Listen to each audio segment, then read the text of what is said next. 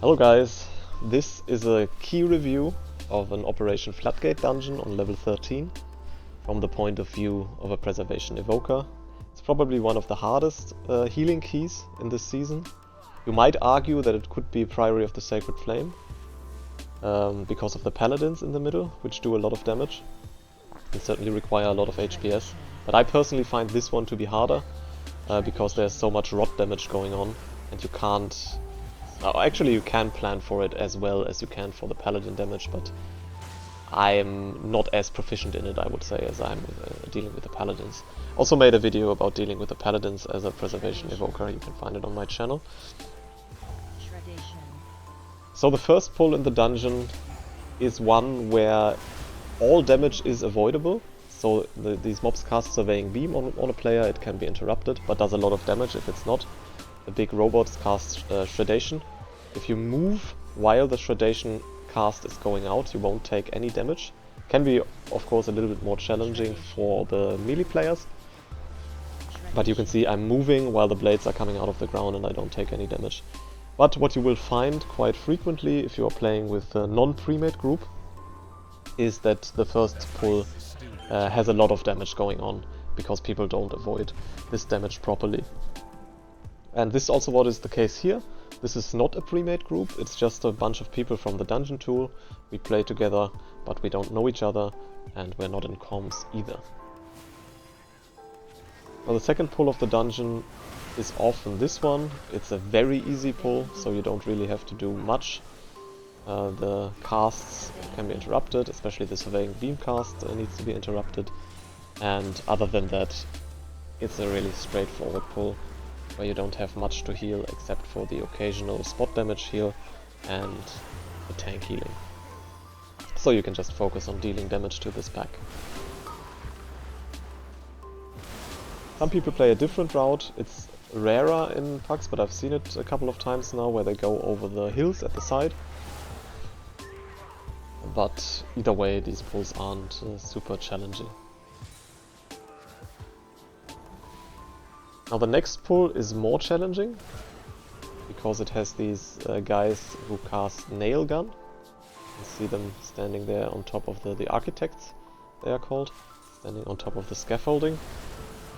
Now the Nail Gun damage, so essentially what it does is it roots one player in place and applies a relatively nasty ticking debuff.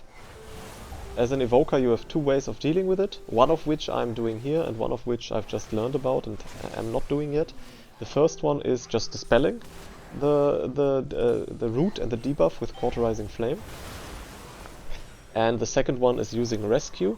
Rescue will remove the root from yourself as well as from any player who has the debuff on them.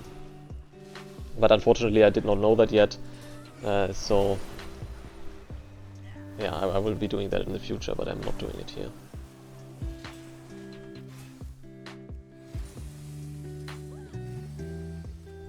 But if you ever find yourself unable to clear the debuff, just do focus healing on the target which has the debuff. Usually a good way to focus heal individual players is applying Echo and then using Reversion on the target. You will get the golden hour effect, which essentially heals the target for an amount of the damage they have taken within the last couple of seconds. Now on this pull you have to heal somewhat more. You can see the Mecha Drone snipers are casting Snipe, and they are also casting Trick Shot.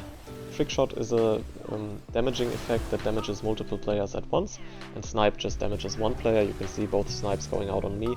You see that on level 13, two snipes do about 40% of my max HP, which really isn't very much, so the spot damage that you have to heal in this pack is not a big challenge, and for the most part you can focus on dealing damage to the pack and just heal whenever it's necessary.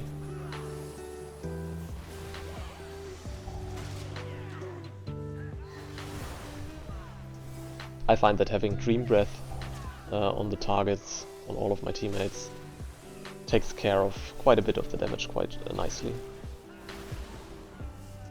You can also, if you need it, focus on regenerating mana. So I play Energy Loop, which means that when I cast Disintegrate, I will regenerate a portion of my mana.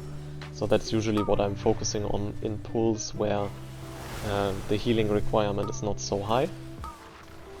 If the healing requirement is high, it's debatable if you want to cast Disintegrate, even if there's not much to heal at the moment, because every time you use Disintegrate you are using Essence, and so basically this Essence might have been used to cast an Echo instead, and Echo is a very important spell as an Evoker to do effective healing, so the Disintegrate and Echo will compete for your Essence resource in these fights. But here essentially I don't need to Echo a lot.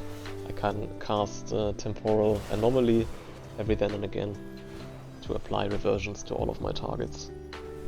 Generally I would advise to try and keep one reversion, it can also be the echoed form of reversion, on all of your targets all the time. That's simply because you will get a heal buff and do additional healing to targets who have the reversion on them.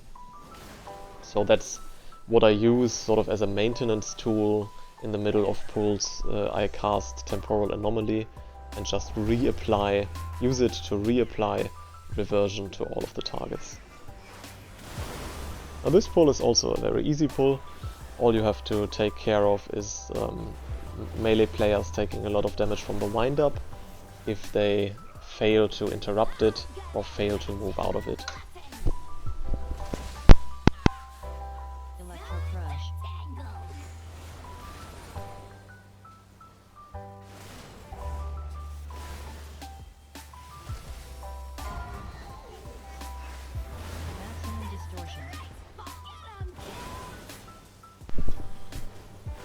Now this first boss is the easiest boss in the dungeon, by a long shot I would say. There's not really much to do, you have to be a little bit careful of the tank, do a bit of tank healing, especially when he has the debuff from the Shocking Claw. And other than that, interrupt the maximum distortion casts. If you don't do that it gets very nasty very fast. And then prepare for the Jumpstart AoE. You can see I've done that using Lifebind, so Echo, Echo, Echo, Verdant Embrace, so that Lifebind is applied to the whole group. And then just AoE heal using Spirit Bloom. You can also see I use Stasis. I think I'll pop it right now, because I don't need it for this phase, so I might as well get it back on cooldown, and it won't be still usable when the next damage amp phase starts. I also use Emerald Communion here. My thought process in using it is that I want to have it available when the next pulls happen with the guys who cast the Warped Blood debuff, because these pulls are very difficult. And if I used it any later than this, I wouldn't have it available, so I might use it now or not use it at all. So I just used it also for the mana regeneration effect that it gives me. But it certainly wasn't necessary for the healing. I find the Jumpstart AoE to be not very difficult to heal usually, and you are usually fine using simply your Lifebind, Spirit Bloom, and then a little bit of additional healing. For example with the Empowered Fire Breath and shooting out the Life Spark proc, as I'm doing right here. Of course it also helps if the group is helping out with like a Darkness or something. But that's always something that you cannot always count on in a pack. If you get to the highest levels, then you can count on it more, but it's also still a little bit coordinated. So yeah. Also what I found here, which is something to look out for if you play with different players, the amount of tank damage that is coming in on this pull is highly variable. Some tanks take the Electro Crush very easily and they don't take any damage at all. And some other tanks, including this one, take a lot of damage. Sometimes, I think probably not using a defensive properly. You can see there's a lot of damage going out on the tank. But maybe it's also the Paladin class, I'm not sure about it, if they are actually making a mistake here or not.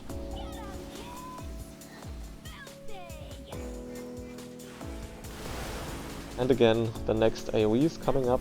I should be starting preparing for it soon. So I applied the Dream Breath to everyone. Now we have the shield already, so we didn't do enough damage to avoid it. Yeah, I'm a little bit late actually, so it's still okay. I tip the scales. It wasn't necessary, and I shouldn't have done it, because tip the scales would be good on the next pull. Yeah, that wasn't played perfectly. I should have started echoing and preparing to apply Lifebind to the group a little bit earlier. Now this pull is relatively difficult, especially if you fail to prepare for it properly like I have, because I did not use... so I used the Verdant Embrace at the beginning of the pull and didn't have it ready for the Warped Blood debuff. Hopefully I won't make this mistake again. What I also found, so usually how you play is you echo 3 teammates, so the 3 DPS, and then you Verdant Embrace yourself and you cast your Spirit Bloom. The reason for doing it like that is that you don't want to use your Verdant Embrace to fly all over the place, and it just so happens that there's some Void Zone on the ground and you will die. In this pull, the next one is a bit different, but in the pull we just did, I would actually recommend not Verdant Embracing yourself, which I also did, so don't watch the video back for it, I made a mistake, but Verdant Embracing the tank instead, so echo all of the DPS, Verdant Embrace the tank, and then you will get the Lifebind buff anyway, so you will get the Lifebind on all of the players in the group, except for just yourself and the 3 DPS. So we lost this pull, which makes it substantially easier. Without lust it's actually pretty hard, but to be fair, the lust is also required because it will allow you to get an additional lust in the dungeon. If you, for example, lusted only the next boss, you would not get this additional lust. Yeah, and just use your healing CDs here as required, and always prepare for the Warped Blood debuff using echoes, Lifebind, and then casting an empowered Spirit Bloom.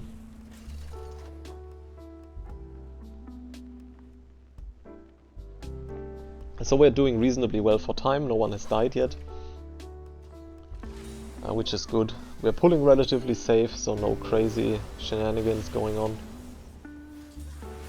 I think we take those together. This is actually a relatively challenging pull. Again, you have the debuffs, you can see the DK has double bleeds. I dispel it with my Cauterizing Flame. Once again, I don't use my rescue, which is something to be improved upon for removing the roots from the Architects. You see one is on the Warrior right now, I could rescue him to avoid this damage. We also have a couple of bombshells in the group. Actually, it's not that many, I think it's just the one. If they die, they apply a ticking debuff to the players in your group.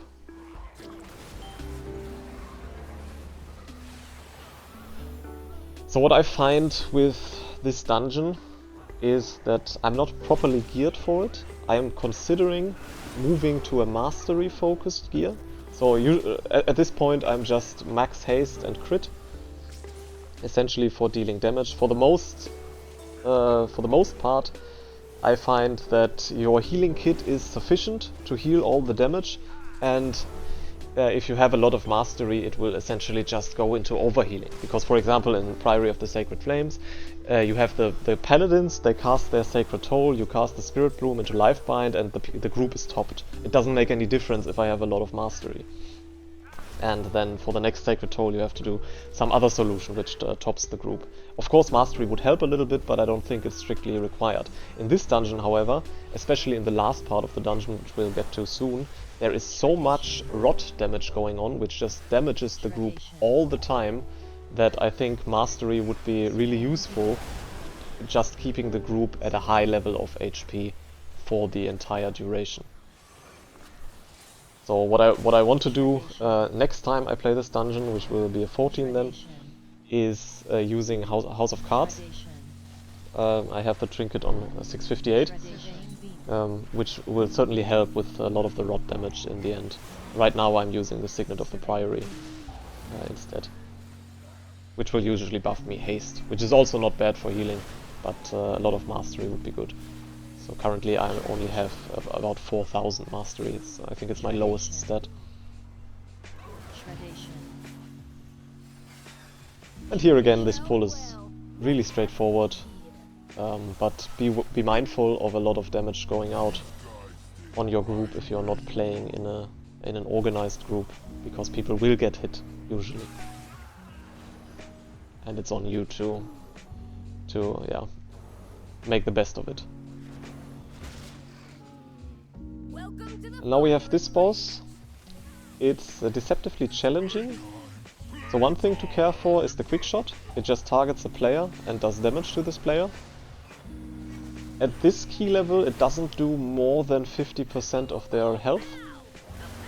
As soon as it starts doing more than 50% of their health, I think the key will become considerably more difficult.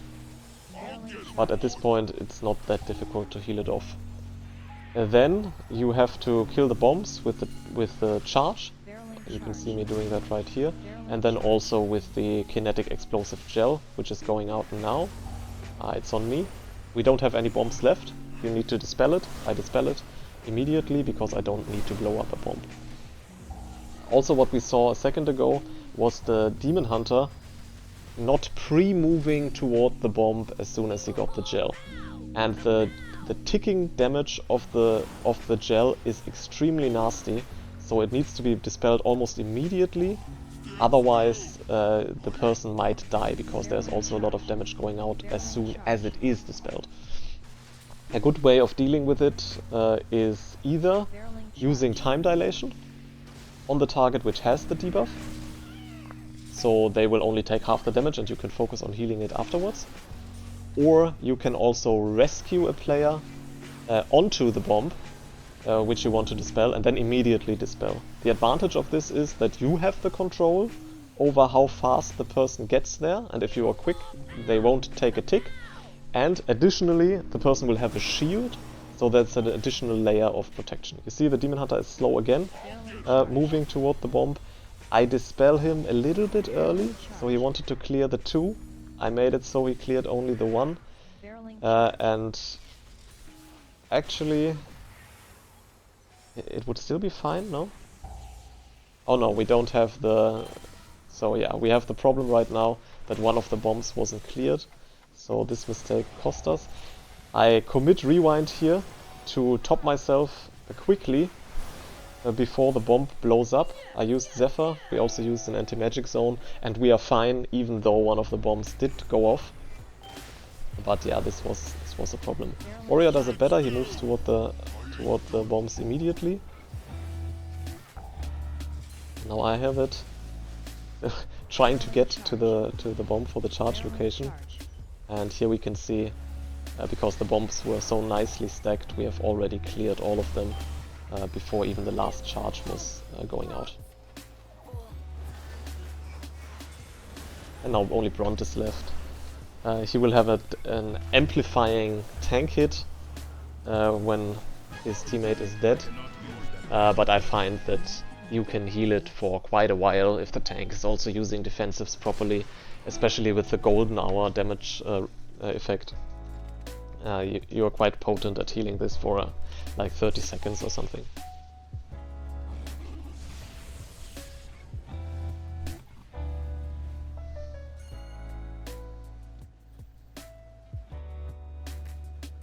Now we're getting into the difficult part of the dungeon.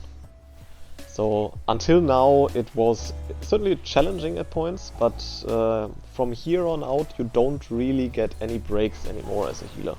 There will be rotting AoE damage everywhere, and also some other things you need to look out for. This pack is especially tricky because they cast the Jettison Kelp. They basically spin around and do damage to the whole group. It can be interrupted, it can be stunned, it can be knocked back, and so on. But it's also very important that this is done properly. And I'm actually waiting for myself to use my tail swipe, because if I don't, then yeah, I should have used tail swipe at some point, but up until this point there wasn't a lot of problems going on with the pull, but that's certainly a mistake on my part. But still we managed fine. So what you don't want to happen on this pull is that you use any of your healing cooldowns whatsoever. You can of course cast Spirit Bloom, Lifebind and so on, but no Tip the Scales, no Rewind, no Communion, no Stasis. Because this boss is hard.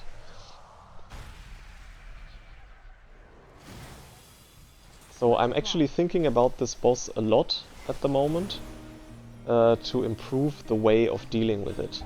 I think I'm doing relatively fine here, but essentially, okay, what the boss does is he applies sort of a debuff that rots your group, and not yourself though, so you will actually benefit from mastery a lot here because you always have high HP and your group has low HP. And then he additionally casts these puddles on the ground and stomps the ground for additional damage. So that's essentially the damage phase, where in addition to the dot, which is ticking now as well, you will also have this additional damage going out. And what I would advise for is planning your cooldowns around the different damage phases. Okay, so now the next damage phase is coming up. The first one I used Stasis. This one is Communion, next one is Rewind, and then for the one after that you have Stasis back.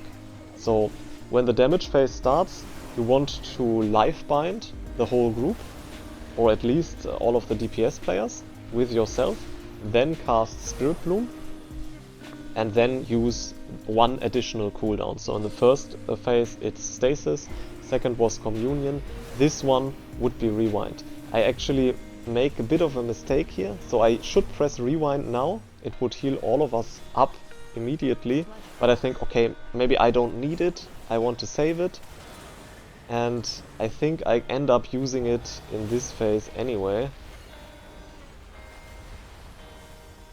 No, actually I don't. So I saved it, we got through it fine, but I would recommend just sticking with the plan. I get pinged here because I forgot Bloodlust and I use it now. So this one is Stasis, and you can see that with Stasis it's relatively easy to get through it, although I also kept the Stasis here.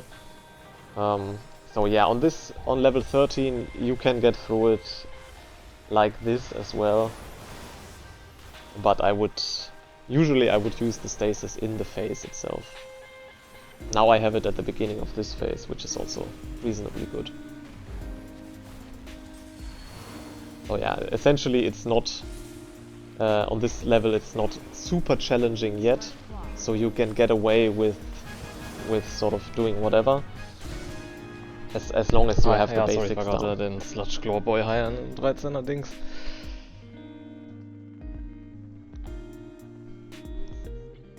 So the next boss, I would say, is the fish. Actually, I did the key on 14, and we even had more time left than we do right now, although we don't have that much time left, to be fair. We had like 11 minutes here, and then we tried to do the skip on the fish, and it failed. I'm not really sure if it works still, or if we just made a mistake. We tried to skip with the Warlock Gate, and the Demon Hunter then melts in the corner. Then I did it on 13, and we did the same, and it also failed. I'm not quite sure. If you know if the skip is easily possible still, or if it was fixed or something, then please let me know in the comments. I also know you can skip like on the sides with the DK, with the water walking thing, but I'm not really sure about it yet. But usually I don't think the mob is super inefficient in terms of count, and it's also not that difficult to heal. You basically follow the same formula as you do with most of your healing setups. So apply Echoes before the backwash comes, then Verdant Embrace to apply the Lifebind, and then cast the Spirit Bloom. And that is enough to be able to heal the damage off. You see, I could even heal it here without casting the Spirit Bloom at all. Although I should have cast it, would have been more efficient. And now I'm a bit stuck in preparing for the next backwash, which is coming up, and doing damage. I don't end up needing it, I should have just done damage, but I just wanted to be safe. I find that the timer in this dungeon is reasonably tight, or relatively tight. So I've played it a couple of times before being able to time it. Simply because, yeah, some minor mistakes happen and then you already have a problem. Speaking about mistakes, I managed to just fly into two of the surprise thingies, which certainly was a mistake. Also, this pull includes two enemies who apply this debuff, and they do it in such a way that you cannot dispel it immediately when it goes out. So you have to be mindful of dispelling as fast as you can, because otherwise this will get out of control.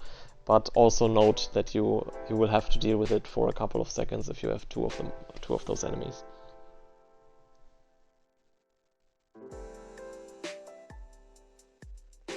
You can see that, and this stresses me out a bit, and I should probably work on my optimization with mana.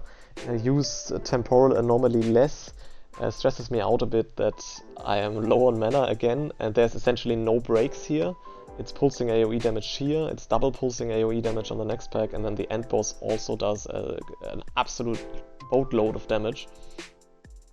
So I try to get through this pull using only stasis, which probably means that it will come up at the end of the next pull again. And usually this pull isn't very difficult if not too many of the casts go through. And just focus on dispelling the debuff. Demon Hunter drops low here because one of the lightning bolts did go through. I also don't do a good job of interrupting them right here. That's something that I should probably free up the mental resources to be able to do more frequently and more reliably. Because I'm sort of a bit tunneled onto the healing aspects of this pull, and also especially on my own mana. Because, yeah, it will be enough mana for the next pull, especially with Communion, but I probably need to ask for a mana break before the boss, and then at the same time we don't have that much time left, so I don't want to take too much time from the timer in case that something goes wrong on the boss. So I use Communion here immediately. It will come back up during the boss fight. This is always very difficult to heal if you're not properly prepared, because I was in the back drinking. I'm not properly prepared. You can see that none of my targets except for the tank have a reversion buff. And this is problematic because they will receive less healing if they don't have reversion. I think I apply it now, yeah, temporal anomaly, and now everybody has the reversion buff and takes the additional healing from the reversion. I also have stasis backup. Let's see, do I use it? I probably will use it. I use rewind. Okay, that... Yeah, not sure if that's better or worse. If I keep the stasis now for the boss, that might be the superior play. I will also have an additional rewind once in the boss fight if it takes a long time to kill it. I think you usually want something ready when you pull the boss. Now I don't have Communion, I don't have Rewind, I do have Stasis, because he immediately goes into this overdrive turbocharge thing, which does an absolute lot of damage to the group, and actually I play this really poorly here.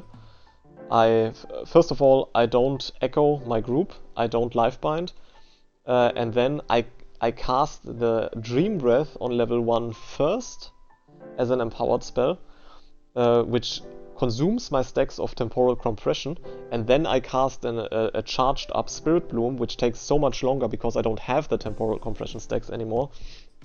So yeah, that was very poor, very poorly played. But we do manage to get through it. And then essentially what you're dealing with in this phase is the Giga Zaps going out on 2 players. It's very similar to the first boss in Cinderbrew Meadery. What I like to do is apply echoes to them and then heal using the Golden Hour effect, so Echo Reversion or also Verdant Embrace. We go into the next turbocharge. Again, I didn't prepare properly, so I sort of am just crisis managing this boss. You can also see I don't have any echoes up and so on. It works fine. I could also have Zephyred this, would probably have been better. But yeah, there's still a lot of optimization to be made here. I should really focus on the timers on the right side and be able to use 3 echoes, Livebind, Spirit Bloom every time that the turbocharge goes out. It's also a bit of a mistake here on the 2 DPS think I didn't have echoes ready, and then I was confused for a second and they almost die because of it. Obviously I still have a communion, which is reasonably okay, even if it's not set up for healing this 2 target spot damage. But I'd rather avoid using it without a setup. So now it's on me. I don't have my renewing blaze ready, but still I managed to get through it okay. Here comes the next turbocharge. DK puts down this anti-magic barrier, and I have stasis again for it. So with stasis you can usually heal it relatively easily.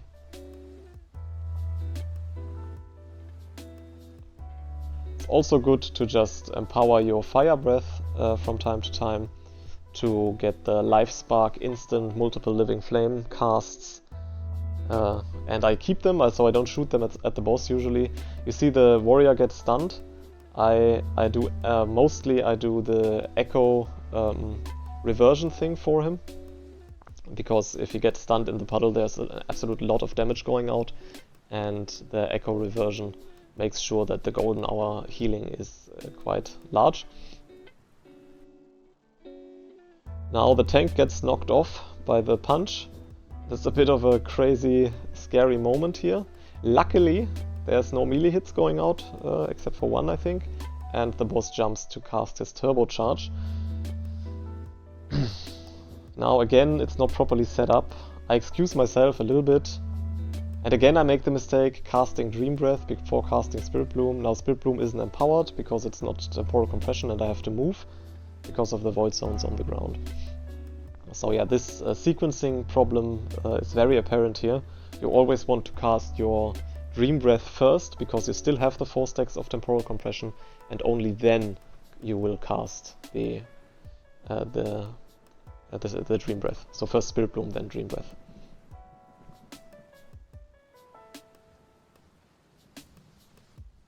So I try to not make the mistake again of stealing the melee puddles, so I wanted to move far away for the puddles, but that didn't work out because they moved there anyway.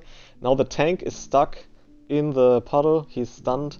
I try to give him everything I have with a reversion, so echo reversion for the golden hour effect. I popped the stasis, but it wasn't enough to save him. We still had a combat res, and we still managed to get it done, because the boss was dead anyway. So yeah, that's it. It was not played perfectly by any means, but we did manage to time it. I think there's a lot of room left for optimization. Especially what I want to work on is the sequencing of spells on this Swamp Face boss. And what I also want to do is briefly look at the logs of this fight. So you can see on the healing log I only have 72. Keeping in mind that this is relatively few passes, so I think I did okay, but yeah, this might be due to the lack of mastery, because yeah, I'm just not as capable of healing the rot damage due to the lack of mastery. Might also be some errors in play. On the side of damage I did well with a 96, but yeah, I would say it's not that important. Healers also don't do that much damage anymore, so I'm trying to pivot a bit away from the damage side of things. Although it can still, I mean 6%, it's not nothing. It can still help time a key. If it's 3 instead, then the key will obviously take 3% more time. So yeah, it's a bit of a trade-off, but I think especially in Floodgate there's a good argument to be made for using trinkets like House of Cards to get the mastery on the rot damage, and also pivoting into mastery with your rings and your necklace. I want to try that. I don't really have any good mastery equipment yet, but yeah, I'll try. So that's the walkthrough. Thank you if you made it to this point. If you found something insightful, you can leave a like or a comment if you have any questions. I'll try to make more of these videos in the future. And also will progress to higher key levels, and yeah, try to optimize as much as possible, because some of the things we've seen really weren't all that optimized yet. Thanks for watching, guys. See ya.